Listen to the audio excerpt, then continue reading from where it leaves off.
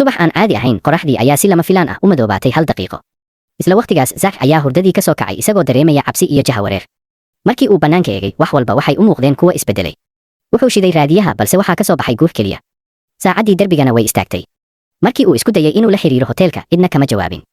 Sidaas ayuu go'aansaday inuu bannaanka u baxo si uu ogaado waxa dhacay. Zack wuxuu gaarigiisa u kaxeeyey dhanka magaalada. Intii uu jidka ku jiray ayuu istaagay kaalin shidaal si uu taangiga u buuxiyo. Laakiin goobtii waxay ahayd cidlo, qofna ma joogin. Markii uu gudaha galay, wuxuu arkay mashiinka bunka oo qiiqaya, kuna dhow inuu dab qabsado. Si degdeg ah ayuu korontada uga jaray. Kadib wuxuu baaray goobta oo dhan, balse qof keliya ma uusan helin. Markaas ayuu fahmay in xaaladdu ay ka daran tahay sidii uu u malaynayay.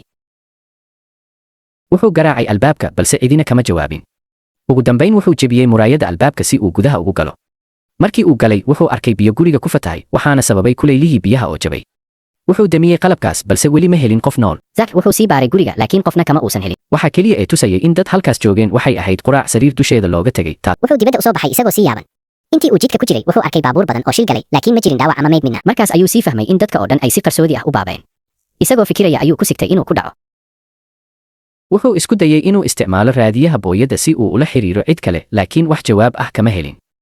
Markaas ayuu sii waday safarkiisa isagoo dareemaya cabsi iyo jahawareer badan. Magaalada uu u socday waxay u muuqatay mid gebi ahaanba ka madhan dadka. Markii Zack uu magaalada gaaray, wuxuu arkay xaalad ka sii cabsi badan. Wadooyinka waxaa yaalay gaadiid badan oo laga tegay, laakiin ma jirin qof nool ama meyd ah oo meelna ka muuqda. Isagoo magaalada dhex wareegaya ayuu meel fog ka arkay. Markii uu gaaray xarunta, wuxuu arkay in iyaduna ay cidlo tahay.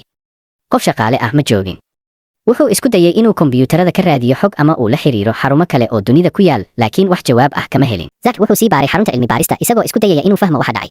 Wuxuu isticmaalay taleefannada iyo qalabka isgaarsiinta, laakiin wax jawaab ah kama helin.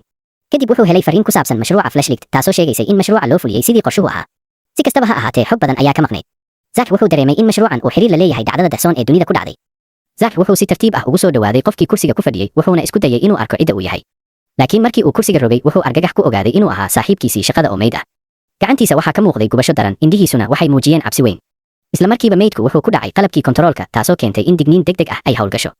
Cod kombiyuutar ayaa sheegay in shaybaarku ku jiro khatar shucaac ah. Markii digniinta shucaaca ay bilaabatay, albaabada shaybaarka ayaa si otomaatig ah isku xiray. Zack wuxuu isku dayay inuu fahmo waxa dhacay iyo sababta saaxiibkiis uu halkaas ugu dhintay. Wuxuu eegay xogta kombiyuutarka isagoo raadinaya jawaab ku saabsan mashruuca Flashlight. Wuxuu ogaaday in mashruucu ahaa tijaabo aad u qarsoodi ah oo laga yaabo inay sabab u noqotay dhacdooyinka yaabka leh ee dunida ka dhacay. Laakiin xogtii ugu muhiimsanayd weli way qarsoonayd.